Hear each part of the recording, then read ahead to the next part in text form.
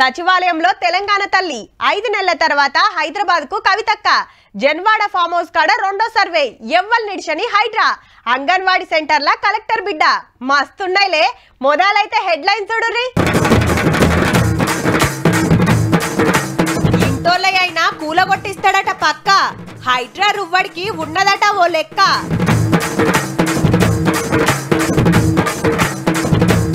5 నెలలకు ఇంటికొచ్చిన కవిత బాపు రాలేదు ఇయాల సుత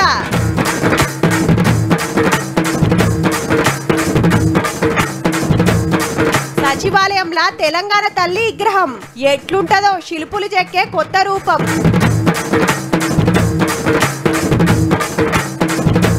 పడవడ్డ ఇండ్ల పనులు రువ్వడి పాత గవర్నమెంట్లా ఏసిరట కట్టడి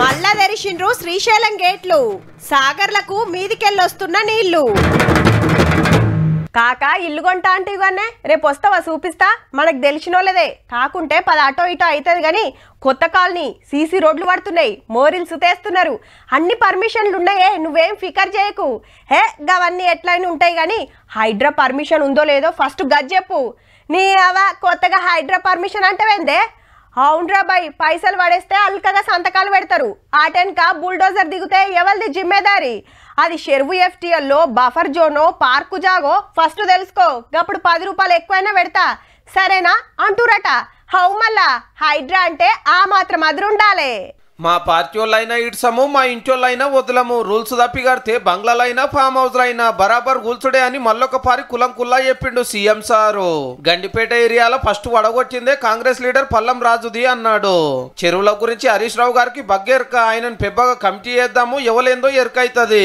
కేటీఆర్ ఫామ్ హౌస్ సంగతి బయట పెట్టినందుకే అప్పట్లో నన్ను అరెస్ట్ చేసిరని యాద్ చేసుకున్నాడు ఆడ ఇయ్యాల మళ్ళొక మల్క సర్వే జరిగింది నాలా మీద బంగ్లా కట్టిరని నిన్న తేలితే రెండో పారి ఇంకింత మంది వచ్చి మొత్తం తీసుకున్నారు ఈ చెరువులను చెరబట్టిన వాళ్ళ నుంచి విముక్తి కలిగించాలన్న ఏకైక లక్ష్యంతోనే ఈ రోజు చెరువులను ఆక్రమించుకున్న వాళ్ళను ఎవరిని వదలకుండా ఉక్కు పాదంతో అణిచివేయాలన్న సర్కారోళ్ళు గింత సీరియస్ ఉండే వరకు కబ్జాలు చేసి కాలేజీలు ఫామ్ హౌస్లు బంగ్లాలు కట్టుకున్న వాళ్ళు హైకోర్టుకు ఉరుకుడు కూలగొట్టద్దని ఈ వారంలోనే 200కు మీద పిటిషన్లు వేసిరంటే చూడుండ్రిగా మన మల్లారెడ్డి సారు అల్లుడు ఎమ్మెల్యే మరి రాజశేఖర రెడ్డి సార్ కాలేజీలకు నోటీసులు అందినాయి ఇయ్యాలనే 8 ఎకరాల 24 గుంటలు అమ్ముకొని అందాల కాలేజీలు కట్టినరాట ఏ రోజులలో మీరు గులగొడతారా మేమే జేసీబీలు దించాలన్న ఆలోచన చేసుకోమని జరంత టైం ఇచ్చిండ్రు ఎమ్మటే హైకోర్టుకు పోయిండ్రు ఇక వెంకటాపురంలో నాడెన్ చెరువును మింగిరని పల్లా రాజేశ్వరరెడ్డి కాలేజీల మీద కేసాయే సలకన్ చెరువును కబ్జా చేసిరని అక్బరుద్దీన్ సార్ కాలేజీల మీద కంప్లైంట్లు వచ్చే మరి ఇవెన్నడు గులగొడతారని హైడ్రా కమిషనర్ రంగనాథ్ సార్ని అడిగితే ఇప్పుడు అకాడమిక్ ఇయర్ నడుస్తుంటుంది ఇప్పుడు దాన్ని మేము ఎఫ్టీఎల్ కోసం అని చెప్పి అక్కడ బిల్డింగ్ కాలేజీలు కూల్చేస్తే కనుక వాళ్ళ అకాడమిక్ కెరీర్ డిస్టర్బ్ చేయకూడదనే దాన్ని కూడా చూస్తాం అందువల్ల వాళ్ళకు కొంత టైం ఇస్తాము ఎవరైతే కాలేజెస్ కానీ వీళ్ళు ఉన్నారో మస్తు కేసులు వస్తుండే వరకు హైదరాబాద్ రంగారెడ్డి మేడ్చల్ మల్కాజ్గిరి జిల్లాలున్న 13 చెరువుల కబ్జా వివరాలు పంపురని కలెక్టర్లకు ఆర్డర్ వేసింది హైకోర్టు తెచ్చుకున్న తెలంగాణను గిట్లా తెలుగు చేసిన వాళ్ళ మీద కేసులు పెట్టాలని డిమాండ్ చేసిరు కామ్రేడ్లు అప్పుడు రెవెన్యూ మినిస్టర్ లేకపోతే అప్పుడు మున్సిపల్ మినిస్టర్ తీసుకోవాలి అరెస్ట్ ఇమీడియట్ కేసులు బుక్ చేయాలి ఆ శాఖ మంత్రులే వాళ్ళకి తెలియకుండా పర్మిషన్ ఎట్లా ఇస్తారు వీళ్ళు మా కాడ కూడా కబ్జాలు అవుతున్నాయి హైడ్రా అసొంటిది పెట్టురని అన్ని జిల్లాలకు వెళ్ళి డిమాండ్లు వస్తున్నాయి అలా ఎవరి అయినా కూల్చుడే అని కొద్ది సీఎం సార్ అంటుండే వరకు ఎందరు ఆదుకుంటున్నారో పో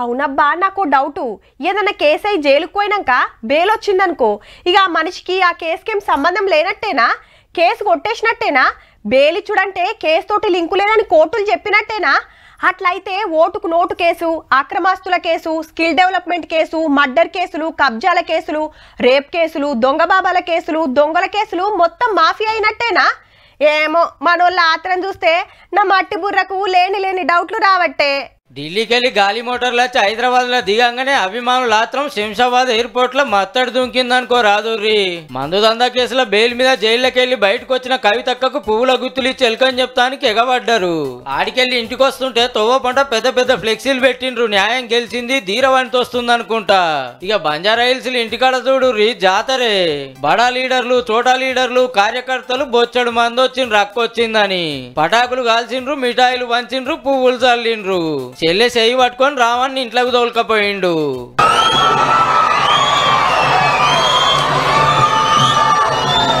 ఇంటోళ్ళు చుట్టాలు ఒకలెనుకొకలొచ్చి అమురుకున్నారు. రాకిట్ల పండుగకు జైలునే ఉంది కాబట్టి ఇవాళ కట్టింది అన్నవాదినులకు. అమ్మ కాళ్ళు మొక్కి దీవెనర్తి తీసుకున్నది. ఇంతకు బాబేడని దేవులు ఆడుతుర్రా. జైల్లోకెళ్లి బిడ్డ వచ్చినా కేసీఆర్ సార్ అయితే రాలే, ఫామ్ హౌజుల్నే ఉన్నాడట. రేపు కవితక్కే బాయి కాడికి పోయి బాబును కలుస్తుందట.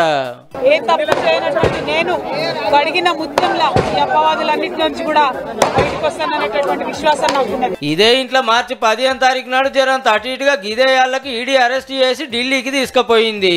పిల్లల పరీక్షలు, ఉగాది, ఎంపీ ఎలక్షన్లు, బోనాలు, ర్యాకుల పండుగకు సుత జైల్లోనే ఉండాల్సి వచ్చింది. పెద్ద పెద్ద లాయర్లను పెట్టుకొని తిప్పలవడంగా నిన్న సుప్రీంకోర్టు బెయిల్ ఇస్తే ఇవాళ ఇంటికి వచ్చింది అన్నట్టు. చూడాలే మరిగా ఈ కాంచి కవితక్క రాజకీయం ఎట్లుంటుందో.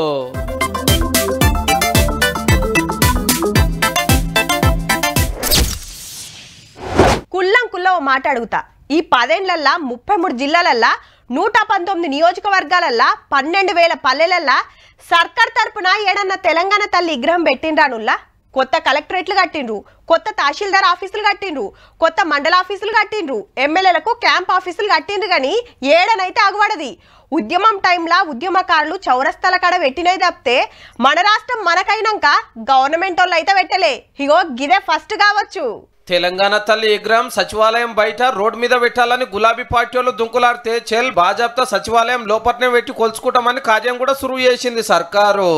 అక్కడో ఇక్కడో ఎక్కడో కాకుండా తెలంగాణ ప్రజల గుండెకాయన సచివాలయంలో తెలంగాణ తల్లి యొక్క విగ్రహాన్ని పెట్టాలి అని ఈ ప్రజాప్రభుత్వం నిర్ణయం తీసుకొని ఇప్పుడు తప్పితే దసరా దాకా మంచి రోజులు లేవని ఇయాలనే భూమి పూజ చేసిరు అందరు కలిసి. దాదాపుగా 22.5 లక్షల కోట్ల రూపాయల ఈ 10 సంవత్సరాలలో ఆనాటి ప్రభుత్వం ఖర్చు పెడితే తెలంగాణ తల్లి విగ్రహానికి అయ్యే 1 కోటి రూపాయలు అవుతుండొచ్చు మహా అంటే. అయినా వాళ్ళకు మనసు రాలేదు, తెలంగాణ తల్లి విగ్రహం పెట్టలేదు. సచివాలయం మెయిన్ గేట్ తీయంగానే తెలంగాణ తల్లి అగుపడేటట్టు పెడుతున్నారు. అయితే ఇప్పుడున్నట్లు ఉండదు. మంచి మంచి శిల్పులుండే జేఎన్టీయూ ఫైన్ ఆర్ట్స్ కాలేజీలకు పనొప్ప చెప్పిండ్రు అందరు మెచ్చేటట్టు కొత్త రూపం ఉండాలని. నిజంగా మన కన్న తల్లిని చూస్తే మనకెంత సంతోషాన్ని, ఎంత ఆత్మవిశ్వాసాన్ని పెంపొందిస్తుందో ఆ తెలంగాణ తల్లి కూడా ఆ విధంగా తెలంగాణ ప్రజలకు దగ్గరగా ఉండాలి. కొద్దిమంది దొరలకు గడీలలో ఉండే వాళ్ళ యొక్క ఆనవాళ్లతో తెలంగాణ తల్లి ఉండకూడదని తెలంగాణ రాష్ట్రం ఇస్తున్నట్టు ఫస్ట్ ప్రకటన వచ్చిన డిసెంబర్ 9 నాడే తెలంగాణ తల్లి విగ్రహం ఓపెనింగ్ చేస్తారట ధూమ్ధామ్గా. ఏ విధంగా అయితే మిలియన్ మార్చ్ చేసి తెలంగాణ ఆకాంక్షను వెలిబుచ్చిండ్రో ఆ స్థాయిలో తెలంగాణ ప్రజలందరూ కూడా తెలంగాణ తల్లి యొక్క విగ్రహ ప్రారంభోత్సవ కార్యక్రమానికి డిసెంబర్ 9 నాడు తరలి వచ్చి పాత ప్రధానమంత్రి రాజీవ్ గాంధీ విగ్రహం సచివాలయం బయట పెడితే రాజకీయమేందని కరమైండు రేవంత్ రెడ్డి సారు. ఆ పక్కన అమరవీరుల స్తూపం తెలంగాణ కోసం అమరులైతే సచివాలయానికి అమరవీరుల స్తూపానికి మధ్యలో దేశం కోసం అమరుడైన రాజీవ్ గాంధీ గారి విగ్రహం ఉండాలి. ముందలో ఉన్న పార్క్ కొంతమంది వ్యక్తులు వాళ్ళ కోసం ఆ స్థలాన్ని పక్కన పెట్టి వాళ్ళకి కావాల్సినప్పుడు విగ్రహం పెట్టుకోవాలని ఆలోచన చేస్తే భయంకరమైన వాస్తు దోషం ఉన్నదని ఉన్నది ఊలగొట్టి 1200 కోట్లు వచ్చి కొత్త సచివాలయం కడితే తెలంగాణ తల్లి విగ్రహం లేదు. ఏం తక్కువ 200 కోట్లు పెట్టి అమరుల బంగ్లాన్ కడితే అందులో ఒక్క అమరుని పేరు లేదు, ఫోటో లేదు. మళ్ళా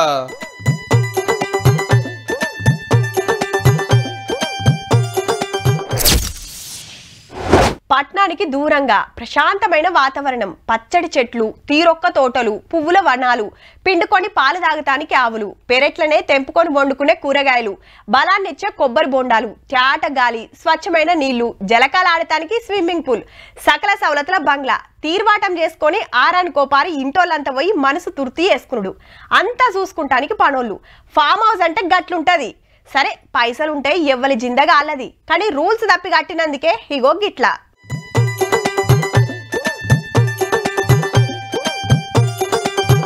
అవు జన్వాడ ఫామ్ హౌస్ కాన్నే సెకండ్ సర్వే నడిచింది. నిన్న 3 ఆఫీసర్లు వస్తే అలా 6, 2 రెవెన్యూ, 2 ఇరిగేషన్, 2 సర్వేయర్లు. ఆ కొసకెళ్ళి ఈ కొస దాకా కొలతలేసిండ్రు మిషన్లతోటి. ఇక ఇడుచుడు ముద్దుగా నాల మీదనే గేట్ కట్టిండ్రు. అప్పట్లో 60 మీటర్లు ఎడల్పుంటే రికార్డులనేమో 20 మీటర్లు చూపిస్తుంటే ఈడ చూస్తే 2 మీటర్లు చూతలేదు. ఈ ఫిరంగినాల 50 కిలోమీటర్లు ఉండేది, ఇప్పుడు 21 కిలోమీటర్లే అవుపడుతుంది. మీదికెళ్ళొచ్చే వరద నీళ్ళు జన్వాడకెళ్ళి కోక మూసాపేట, మణికొండ, పుప్పాలగూడ, షేక్పేట, ఖైరతాబాద్ మీదికెంచి హుస్సేన్ సాగర్ లో పడుతుండేనట. మొత్తం కబ్జాలు చేసి ఖతర్నాక్ ఫామ్ హౌజులు కడుతుంటే ఏలేటోళ్ళు మేము కట్టుకున్నాం మీరు కట్టుకోర్రు అన్నట్టు కళ్ళు మూసుకున్నట్టుండ్రు. లేలే ఇది నాది కాదు మా దోస్తుది, నేను లీజ్ తీసుకున్నా గంతే అంటాడు రామన్న. మరి దోస్తు రూల్స్ తప్పి కడితే ఎట్లుకున్నాడు, గట్ల కట్టిందని మున్సిపల్ మంత్రిగా సార్ ఎట్లా లీజుకు తీసుకున్నాడు? 3 బందోబస్తు గేట్లు దాటి కిలోమీటర్ దూరం పోతే గప్పుడు బంగ్లా వస్తదట. నడివిట్ల సెక్యూరిటీ, చుట్టూరా సీక్రెట్ కెమెరాలు. కూలగొట్టద్దని కోర్టుకు పోతే మొదలు కాయిదాలు దుడురని హైడ్రాక్ ఆర్డర్ వేస్తే 2 సర్వేలు జరిగినాయి ఇప్పటికి. ఇక జన్వాడ ఫామ్ హౌస్ కాడ ఏం జరుగుతుందో చూడాలి.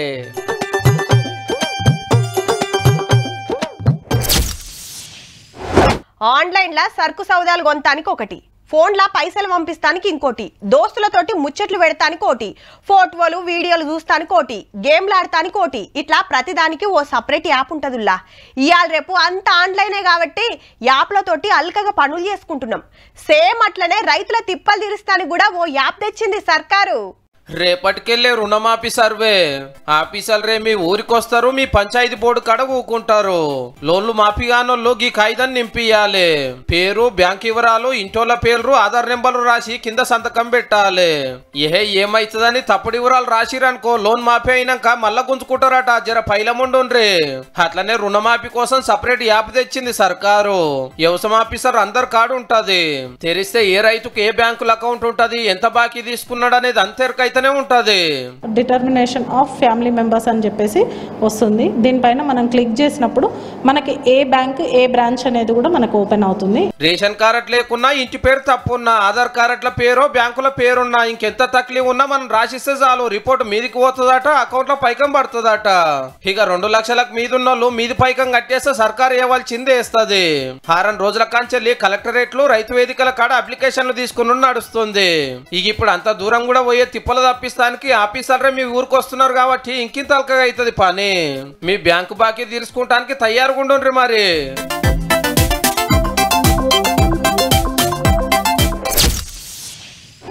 తిన్నా తినకున్నా మొదలు ఇంటికి రాయి పక్కకు పెట్టాల్సిందే. పట్నంలో ఉన్నోళ్ళైనా జిల్లాల బతికేటోళ్ళైనా చేసిన కష్టంలో పావులొంతు కిరాయికే పోతుంది. కూలీనాలు వేసుకొని బతికేటోళ్ళు సొంతీలు కట్టుకోవాలంటే అవుతుందా? ఓ గుడిసన్న వేసుకుందామా అంటే గజం కూడా కొనే పరిస్థితి లేదు. 10 ఏండ్లు ఎదురు చూసినా డబుల్ బెడ్రూమ్ రాకపాయే. ఇక మేము సొంతింట్లకు పోయే భాగ్యం లేదా అని ఎదురు చూస్తున్నాయల్లా 4 వద్దులైతే గిల్లగ్గా తిప్పలు తప్పినట్టేనబ్బా. గరీబులకు ఇండ్లు కట్టించే పని రువ్వడిగా నడుస్తాంది. ఏడనుకుంటున్నారు? మంత్రి ఉత్తమ్ సార్ ఇలాకా హుజూర్ నగర్ లా. హగో వీళ్ళ గవర్నమెంట్ వచ్చి 10 నెలలు సుతగాకపాయే, అప్పుడే గిన్నిగణం కట్టిండ్రా అని పరిశాన్ కాకుర్రి. తెలంగాణ రాకముందుకు ఉత్తమ్ సార్ ఇండ్ల మంత్రి ఉండంగా 76 ఎకరాల్లో 2160 ఇండ్లకు పనులు చాలు చేసి ఏడాదిలోనే సగం బడ ఒడిపిస్తే బీఆర్ఎస్ సర్కార్ వచ్చినాక పడవ పెట్టింది. గా ఇరికిండ్లల్లో ఉండొస్తుందా? ఏక్ నెంబర్ డబల్ బెడ్రూమ్లు కట్టిస్తామని గొప్పగా చెప్పి అవి కట్టలేవి కంప్లీట్ చేయలే. మళ్ళా ఉత్తమ్ సార్ మంత్రి అయినాకనే 74 కోట్లు శాంక్షన్ చేపిస్తే జోరు అందుకున్నాయి పనులు. ఒక రాజకీయ దురుద్దేశంతో పూర్తయితే ఉత్తమ్ కుమారుడి క్రెడిట్ వస్తున్న ఉద్దేశంతోనే ఆనాటి బీఆర్ఎస్ ప్రభుత్వం ఆపింది. ఓ హాలు, వెనకమర్ల ఒంటర్రా, అటు పక్కకు బాత్రూమ్, బాల్కనీ, ఓ చిన్న ఫ్యామిలీ ఉండటానికి సరిపోతట్టు కడుతున్నారు.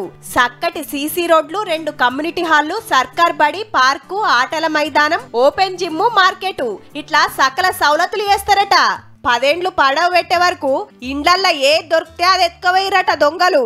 అన్ని తీసుకెళ్ళిపోయినారు. ప్లంబింగ్ కానీ, స్టీల్ కానీ, డోర్స్ అన్ని కూడా ఎక్కిపోయినారు. పాత జరిగిన వర్క్ అంతా అవన్నీ రీజనరేట్ అంటే ఒక 200 మెంబర్స్ మేము పెట్టి 2-3 months క్లియర్ చేస్తే గానీ అవ్వలేదు మాన్యువల్ గా. 560 ఇండ్లు పురాగా కట్టిండ్రు. కొన్నిటి పని నడమంత్రంలుంటే ఇంకొన్ని కడతాండ్రు.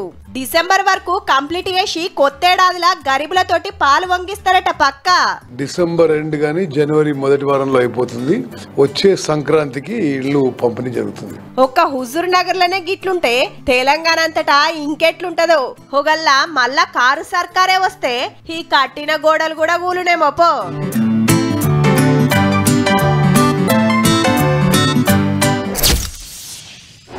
యాదాద్రి నరసన్నను దర్శించుకొని జిల్లాల టూరుకు బయలుదేరిన గవర్నర్ జిష్ణుదేవ్ వర్మ సారు తొల్త వనదేవతలు కొలువైన సమ్మక్క సారక్క ములుగు జిల్లాకు పోయిండు.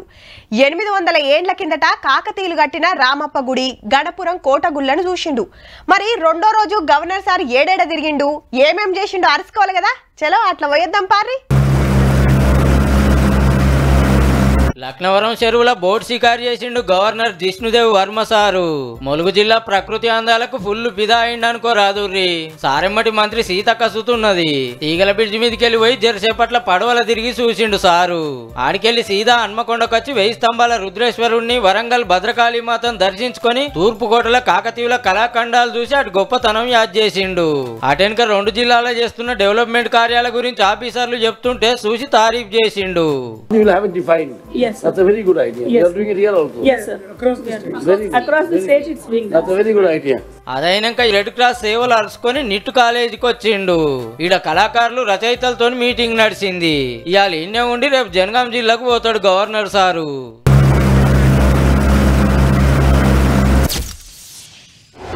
గా కాన్వెంట్లా అస్సలు సీటు దొరుకుతలేదక్క. 6 నెలల సంది ట్రై చేస్తున్నా. మా ఇంటి పక్కన వాళ్ళు పోయినేడు దరఖాస్తు పెడితే ఈ ఏడాది సీట్ వచ్చిందట.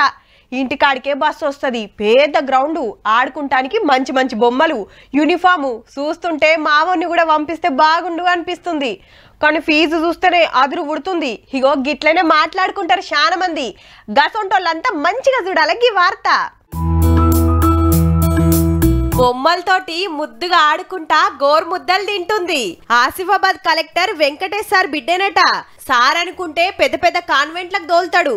కానీ అంగన్వాడీలా సౌలతులు చూసి 3 ఏండ్ల బిడ్డను ఈ బడికి పంపిండు.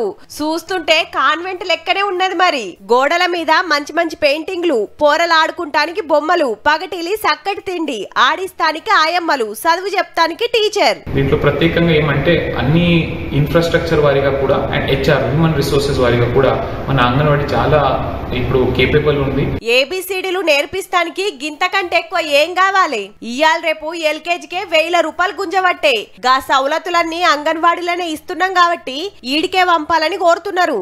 జల్దిగానే అంగన్వాడీలను ప్రీ ప్రైమరీ స్కూల్ చేసి 3వ తరగతి దాకా ఈడనే చదువులు చెప్తామంటున్నారు కాబట్టి మీరు సుత ఆలోచన చెయ్యురి. మరి ఇక నల్గొండ జిల్లా మిర్యాలగూడల సర్కార్ దవాఖానల చెక్కింగ్ కు పోయిండు కలెక్టర్ నారాయణరెడ్డి సారు. ఆడవిల్ల పుట్టిందని గీ అక్క జరంత నారాజులుంటే గిట్ల సందాయించిండు.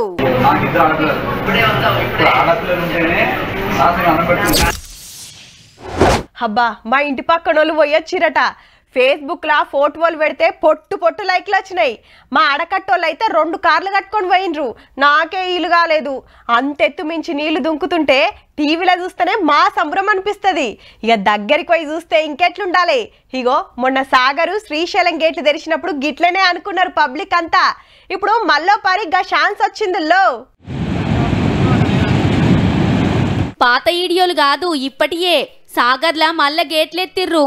మొన్నటి ఆనలకు నిండుకుండైంది నాగార్జున సాగర్. ఓ మలక గేట్లెత్తి వరద తగ్గంగానే బంద్ పెట్టిర్రు. ఇప్పుడు మల్లోపారి మీదికెళ్లి వరదొస్తుండే వరకు గేట్లెత్తితే కిందికి గిట్ల దుంకుతుంది కృష్ణమ్మ. ఇగటు జూరాల ప్రాజెక్టు 45 గేట్లెత్తిర్రు. మీది బాజుకు బగ్గా ఆనలు పడుతున్నాయి కదా, అటు నీళ్లన్నీ మన ప్రాజెక్టులకు ఉరికొస్తే జూరాలకెళ్లి శ్రీశైలంకు పోతుంది వరద. ఆడ 3 గేట్లెత్తితే అటుకెళ్లి సాగర్కొస్తున్నాయి.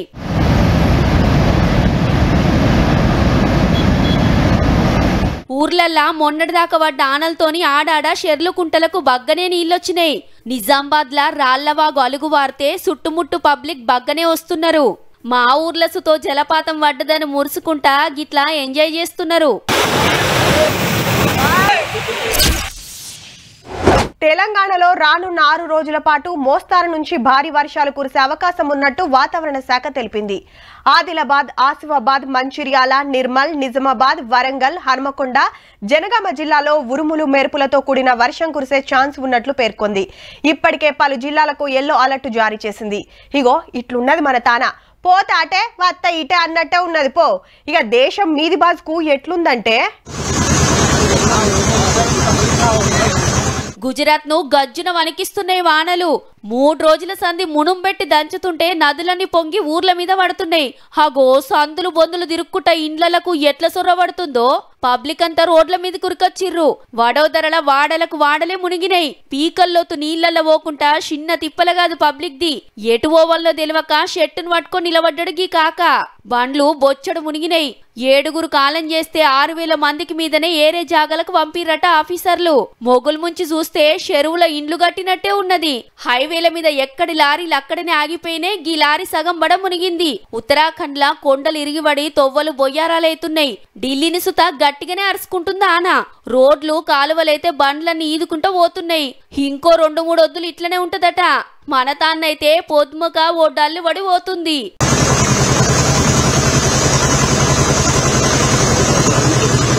చూసిండ్రు కదా, ఇక ఇవ్వుల్లా ఇయాల్టి తీన్మార్ ముచ్చట్లు ఉంటామల్లా. నమస్తే.